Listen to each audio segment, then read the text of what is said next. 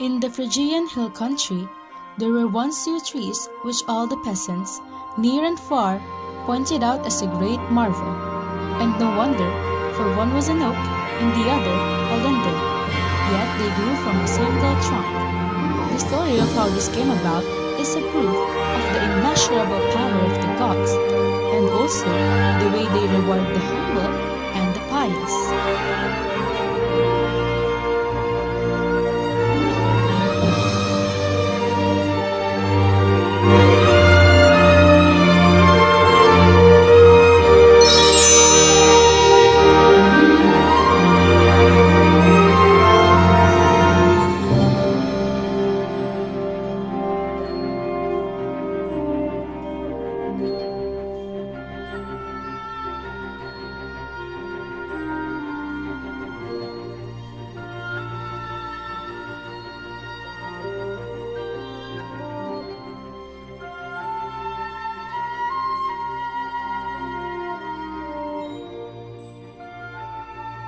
Sometimes, when Zeus was tired of eating ambrosia and drinking nectar up in Olympus, and even a little weary of listening to Apollo's lyre and watching the Graces dance, he would come down to the earth, disguise himself as a mortal, and go looking for adventures. His favorite companion on these tours was Hermes, the most entertaining of all the gods, the shrewdest and the most resourceful. On this particular trip, Zeus had determined to find out how hospitable the people of Phrygia were.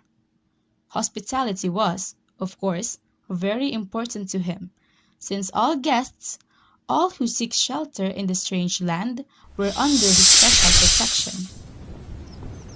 The two gods, accordingly, took on the appearance of wayfarers, and wandered through the land, knocking at each lowly hut or great house they came to, and asking for a food and a place to rest in. Not one would admit them. Every time they were dismissed insolently and the door barred against them. They made a trial of hundreds. All treated them in the same way. At last they came upon a little hovel of the humblest sort, poorer than any they had yet found, with a roof made only of reeds. But here, when they knocked, the door was opened wide, and cheerful voices bade them enter. They had to stoop to pass through the low entrance, but once inside, they found themselves in a snug and a very clean room, where a kindly-faced old man and woman welcomed them in the friendliest fashion and bustled about to make them comfortable. The old man set a bench near the fire and told them to stretch out on it and rest their tired limbs, and the old woman threw a soft covering over it. Her name was Baucis, she told the strangers, and the husband was called Philemon.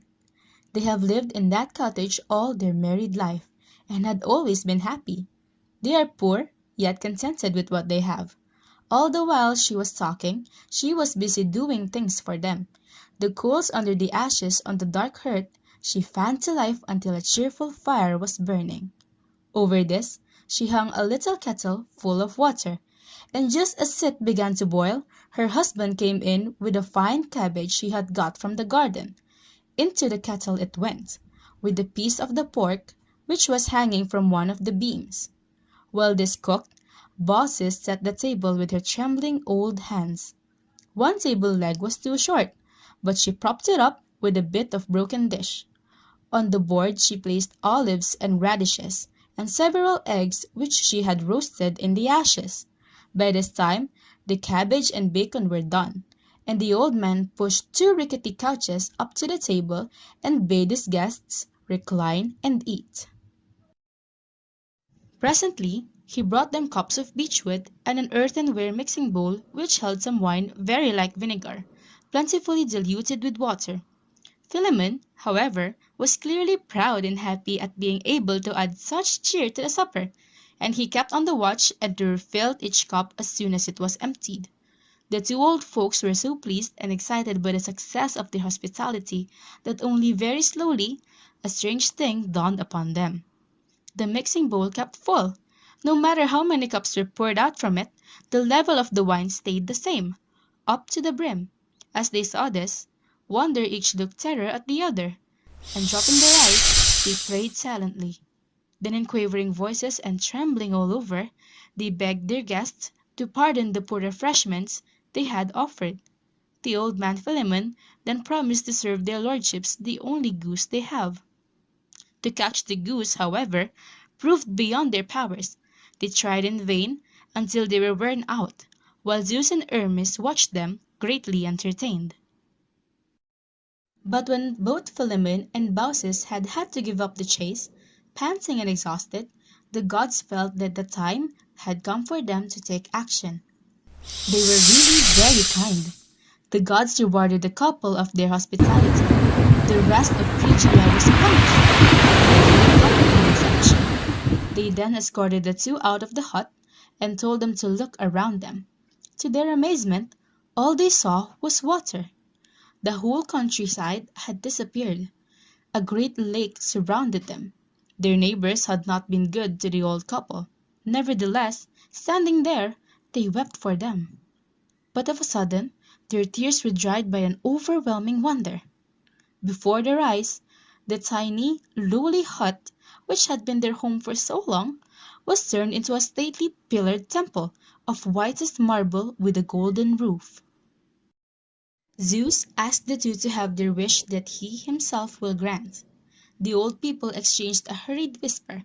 Then Philemon wished to let the two of them be the priests of the temple Zeus built, and also, since they have lived and loved each other for so long, he wished that one will not leave the other, that they will face death together.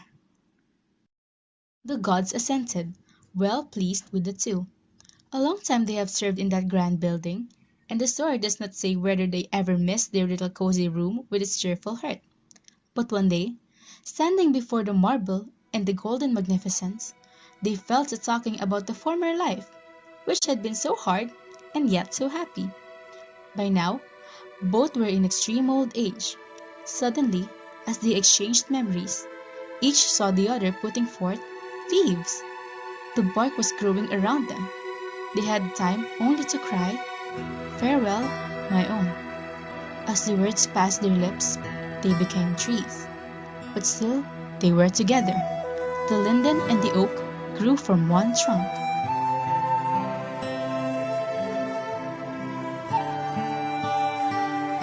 From far and wide, people came to admire the wonder, and always wreaths of flowers hung on the branches in honor of the pious and faithful pair.